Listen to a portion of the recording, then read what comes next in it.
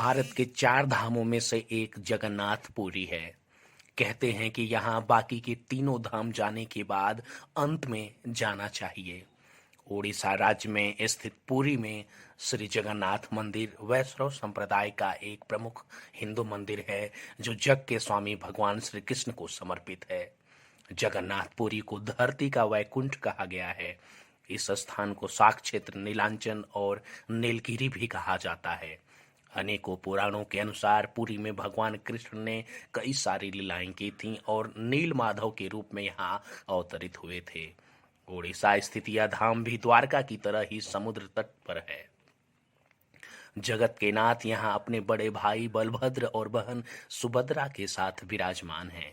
तीनों ही देव प्रतिमाएं काष्ठ की बनी हुई हैं। हर 12 वर्ष बाद इन मूर्तियों को बदले जाने का विधान है। पवित्र वृक्ष की लकड़ियों से फिर से मूर्तियों को प्रतिकृत कर फिर से उन्हें एक बड़े आयोजन के रूप में प्रतिष्ठित किया जाता है।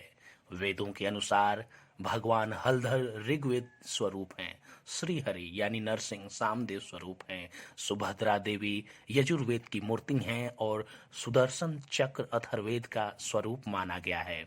यहाँ श्रीहरि दारुमय के रूप में विराजमान हैं। मंदिर के गर्भगृह में प्रभु जगन्नाथ, बलभद्र और सुभद्रा की मूर्तियां एक रत्न मणि पाषाण चबूतरे पर गर्भगृह में स्थापित हैं। चारों प्रवेश द्वारों पर हनुमान जी विराजमान हैं, जो कि जगन्नाथ जी के मंदिर की सदैव रक्षा करते हैं।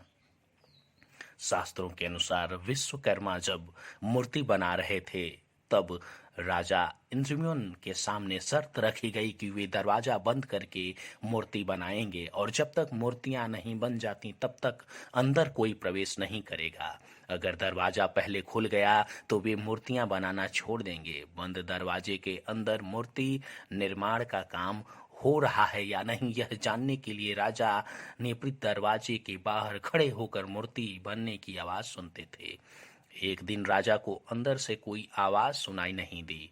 उनको लगा कि विश्वकर्मा काम छोड़कर चले गए हैं। राजा ने दरवाजा खोल दिया और शर्त के अनुसार विश्वकर्मा वहां से गायब हो गए। भगवान जगन्नाथ, बलभद्र और सुभद्रा की मूर्तियां अधूरी रह गईं। उसी दिन से आज तक मूर्तियां इसी रूप में यहाँ विराजमान हैं।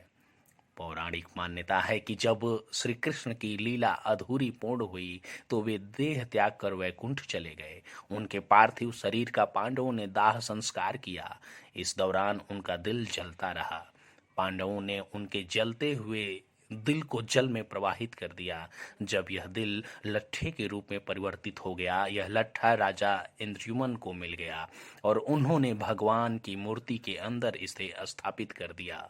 तब से यह यही है। हालांकि 12 वर्ष बाद मूर्ति बदल जाती है, पर लट्ठा अपरिवर्तित रहता है। आश्चर्य की बात यह है कि मंदिर के पुजारियों ने भी इसे कभी नहीं देखा है। लट्ठा परिवर्तन के समय पुजारी की आंखों पर पट्टी बांध दी जाती है और हाथ कपड़े से ढके हुए होते हैं। बगैर देखे और बिना स्पर्श किए इस लट्ठे को पुरानी मूर्ति में से निकाल कर नई मूर्ति में स्थापित किया जाता है। उनके एहसास के मुताबिक यह लट्ठा बहुत कोमल है। मान्यता है कि कोई अगर इसको देख लेगा तो उसके प्राणों को खतरा हो सकता है।